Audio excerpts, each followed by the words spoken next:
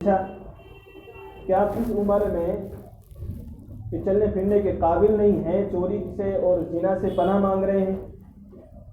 कब तो तुम्हारा आखिरी वक्त है? कब मेरा आखिरी वक्त है? का शैतान का आखिरी वक्त नहीं? का शैतान अभी जिंदा है? का वो कभी भी बहका सकता है? तो मुतमईन होने की ज़रूरत नहीं है अपने आप की। वो लोग कितनी फिक्र रखते थे अपनी, वो अपने आप का मुहासबा किया करते थे। हम अपना मुहासबा नहीं करते हैं। सुबह से लेकर के शाम तक हमने कितने नेक अमल किए हैं, कितने गुनाह किए हैं, हम में से कोई भी सोचता भी नहीं। तौबा कब करेगा आदमी? जब उसको पता होगा कि मैंने गलती की है, तब तो तौबा करेगा। हम तो कभी मुहासबा ही नहीं करते हैं कि सुबह से लेकर के शाम तक हमने कितने अच्छे काम किए और कितने बुरे काम किए। कम से कम बिस्तर पर लेटने से पहले 2-4 मिनट सोच रहे अपने बारे में, क्या जो खुला गुनाह हुए हैं, चलो बिस्तर पर लेटे लेटे अल्लाह से माफ़ी मांग ले। और अगर कुछ नेक काम हो गए हैं तो अल्लाह तबारक व तआला का शुक्र अदा करें कि अल्लाह तबारक व तआला नेक काम करने की तौफीक दे दी। हज़रत आदम अलैहिस्सलातु वस्सलाम जन्नत में रह रहे थे। अब शैतान का चूँकि दुश्मनी थी, अब शैतान वो चाहते ये थे, दिल की ख्वाहिश ये थी कि मैं हमेशा हमेशा के लिए जन्नत में रहूं, जन्नत से कभी निकाला ना जाऊं। अब शैतान ने परख दिया। अब शैतान को बहकाना था तो उनसे बुराई नहीं कराई, बल्कि कहा कि अगर तुम जन्नत में रहना चाहते हो तो मैं तुम्हें उसका तरीका बताता हूँ। क़ासमहुमा, हज़रत हव्वा और हज़रत आदम दोनों के सामने शैतान ने कसम उठाई, कसम उठा करके कहा और ये कहा कि मैं जो तुम्हें बात बता रहा हूँ कि हमेशा जन्नत में रहोगे, लकुन्ना मिनन नासिहीन, का मैं तुम्हें तुम्हारा मुहसिन हूँ, हमदर्द हूँ। हमदर्द बनकर, ये बहुत पुरानी चीज़ है कि आदमी धोखा देता है हमदर्द बनके। वो हमदर्दी जता रहा होता है लेकिन पता चला कि वो दुश्मनी निकाल रहा होता है, हमदर्दी नहीं। तो शैतान ने भी हमदर्दी दिखाई कि मैं तुम्हारा खैरखा हूँ, हमदर्द हूँ, का इसलिए बता रहा हूँ ताकि अगर जन्नत में रहना चाहते हो तो इस दरख्त का फल खा लो। अल्लाह तबारक व तआला ने मना किया था, अल्लाह तबारक व तआला ने ये चीज़ भुला दी, जहन में नहीं रही हज़रत आदम अलैहिस्सलातु वस्सलाम के कि अल्लाह तबारक व तआला ने इसके खाने से मना किया। इसलिए अल्लाह तबारक व तआला ने इसको लग़्ज़िश करार नहीं दिया, बल्कि इसको भूल करार दिया कि हज़रत आदम अलैहिस्सलातु वस्सलाम से भूल हो गई। ये जहन में नहीं रहा कि अल्लाह तबारक व तआला ने मना किया और खा लिया। खाने के बाद अल्लाह तबारक व तआला की नाफरमानी करने के बाद जो सबसे पहली चीज़ हुई वो क्या थी? जन्नत का जो लिबास था वो उतर गया।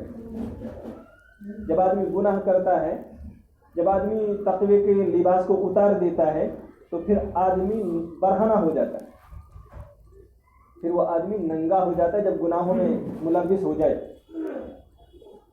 फिर उसे शर्म उसकी एक तरफ रख दी जाती है। सबसे पहला जो फल खाने के बाद, जो गंदुम खाने के बाद हज़रत आदम अलैहिस्सलातु वस्सलाम पर हुआ, ये कि जन्नत का जो लिबास था वो जिस्म से उतर गया। और दूसरी चीज़, जन्नत की जो नेमतें थीं अल्लाह तबारक व तआला ने उससे महरूम कर दी। तो गुनाह करने का एक तो ये नुकसान होगा कि वो आदमी बरहना हो जाता है, दूसरा नुकसान ये होगा कि अल्लाह तबारक व तआला उससे नेमतें छीन लेता है। आज हम जो परेशान रहते हैं ये हमारे गुनाहों की वजह से है। हम कभी सोचते नहीं हैं कि अगर अल्लाह तबारक व तआला ने हमें यहाँ से पकड़ लिया है या हमारे रिज़्क़ में कुछ कमी आ गई, कारोबार में कुछ कमी आ गई, तो हम अपनी ज़िंदगी का मुहासबा करें कि हमसे कोई गुनाह हुआ। ये गुनाह की नहुसत है कि अल्लाह तबारक व तआला रिज़्क़ में कमी करनी शुरू कर देता है। अगर रिज़्क़ को बढ़ाना है तो अल्लाह तबारक व तआला के नक्शे कदम पर चलेंगे, अल्लाह तबारक व तआला रिज़्क़ को बढ़ाता चला जाएगा। इसलिए फरमाया आदमी को चाहिए कि गुनाहों से दूर रहे, तक़वे का लिबास पहने। जो आदमी तक़वे का लिबास नहीं पहनता है अल्लाह तबारक व तआला उससे उसका लिबास, शर्म का लिबास उतार देता है।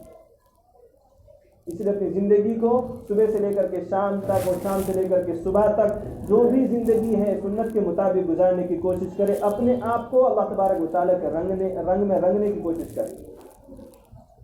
बल्कि यूँ लिखा किताबों में कि आदमी को चाहिए कि दूसरों को खुशियाँ बांटे, खुशी दे, खुशी दूसरों। अब्दुल्लाह इब्न मुबारक रहमतुल्लाह अलैह, अल्लाह तबारक व तआला ने माल दिया था, अल्लाह वाले तो थे ही, अल्लाह तबारक व तआला ने माल से भी नवाजा था। एक साहब उनके पास आए और आकर के कहा कि हज़रत, मैं कर्ज में डूब गया हूँ, मुझे कुछ पैसे दे दी ताकि मैं अपना कर्ज उतार दूँ। ताकि कितने की ज़रूरत है? कहा 700 दीनार।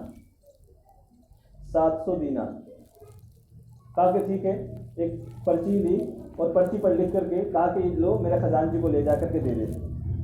वो लेकर के गया, वो बड़ा खुश था कि आज मुझे मेरे 700 दीनार मिल जाएंगे, मैं कर्ज वाले को दे दूंगा और मैं बरी हो जाऊंगा।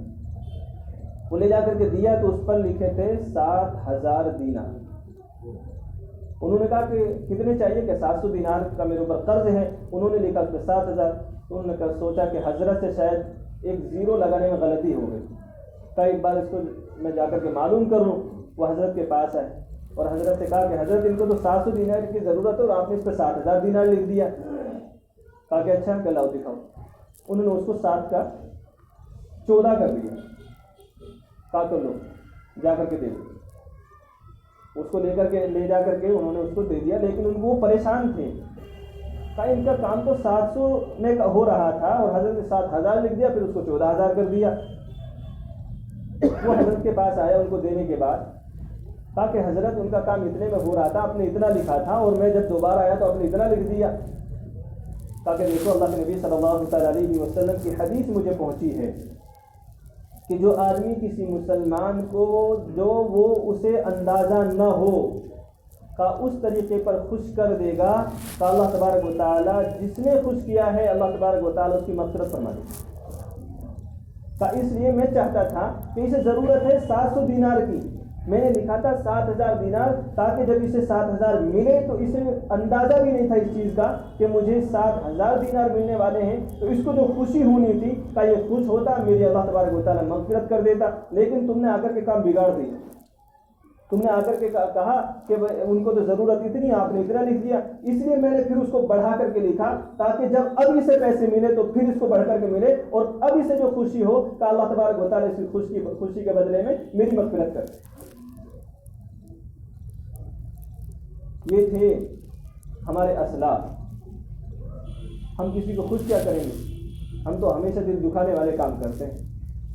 हम अपने पड़ोसी को सताते हैं, माँ बाप को सताते हैं, बीवी बच्चों के ऊपर जुल्म करते हैं, भाई बहन के ऊपर जुल्म कर रहे होते हैं। फिर अल्लाह तबारक व तआला से मग़फ़िरत की उम्मीद लेकर के बैठे हैं और सोचते हैं कि हमारे कारोबार में भी तरक्की होगी। जो कुछ मिल रहा है हमारे आमाल की वजह से, जितना भी मिल रहा है वो हमारे आमाल की वजह से ज़्यादा ही है। हमारे आमाल तो इस लायक भी नहीं थे कि जितना मिला इतना भी मिल जाता। ये अल्लाह तबारक व तआला की करम नवाजी है कि अल्लाह तबारक व तआला हमारे इतने गुनाहों के बावजूद अल्लाह तबारक व तआला ने हमें इस इतने अच्छे हाल में रखा हुआ, फिर भी हम रोना रोते रहते हैं। हर आदमी अपने बारे में जानता है कि वो कितने बड़े बड़े गुनाहों से गुजरा है, कितने बड़े बड़े गुनाह वो कर रहा होता है। उसकी आँख कहाँ देख रही होती है, उसकी ज़बान क्या बोल रही होती है, उसके कान क्या सुन रहे होते हैं। वो सुबह से लेकर के शाम तक 24 घंटे में अपनी ज़िंदगी में कितने गुनाह करता है। वो आदमी अगर सोचने बैठेगा तो वो कहेगा कि मेरे अल्लाह, अगर तू मुझे एक टाइम खाना खिला रहा है ये भी मेरे ऊपर एहसान है। सुबह से लेकर के शाम तक तो अल्लाह तबारक व तआला की नाफरमानी कर रहे हैं, फिर भी अल्लाह तबारक व तआला दे रहा है। फिर भी अल्लाह तबारक व तआला ने, इससे भी बड़ी बात, अल्लाह तबारक व तआला ने हर इंसान की इज्जत को बाकी रखा है। हम में से जितने बैठे हैं, अल्लाह तबारक व तआला अगर किसी एक को भी इज्जत को खोल दे, राज को खोल दे, तो जितने इज्जत वाले बने फिरते हैं तो पता चल जाएगा कि हम में से कितने इज्जत वाले हैं। हम ऐसे गुनाहों में डूबे हुए हैं। इसलिए अपनी ज़िंदगी से तौबा करें, अपनी ज़िंदगी को बदलने की कोशिश करें। जो हमारे 24 घंटे के काम हैं हम उस सुन्नत के मुताबिक करने वाले बन जाएं तो हमारी ज़िंदगी में इनक़िलाब आ जाएगा। और दूसरा जो काम करना है वो अपने नफ्स से और शैतान से हमें गाफिल नहीं होना है। हमें इसका ख्याल रखना है कि हमारे साथ नफ्स भी लगा हुआ है जो हमें हमसे गुनाह कराएगा, और हमारे साथ शैतान भी है कि हम उससे बच नहीं सकते हैं। वो हमें जहन्नम में जाने के सारे हरबे बताएगा, जन्नत से रोकने के लिए पूरी कोशिश करेगा। और तीसरी चीज़, अगर हमसे हो सके तो इतना ज़रूर करें कि हम किसी को खुशी दें, गम ना दें। किसी को खुशी नहीं दे सकते तो गम भी ना दें। किसी को हंसी नहीं दे सकते तो उसको रुलाए नहीं। किसी को इज्जत नहीं दे सकते तो उसकी बेइज्जती ना करें, क्योंकि अल्लाह तबारक व तआला अगर किसी को बेइज्जत करने पर आ गया तो फिर हम में से कोई भी इज्जत वाला नहीं है। इसलिए अगर हम किसी का अच्छा नहीं कर सकते, किसी का बुरा ना करें। अल्लाह तबारक व तआला ने आपको अमल करना आसान फरमाए।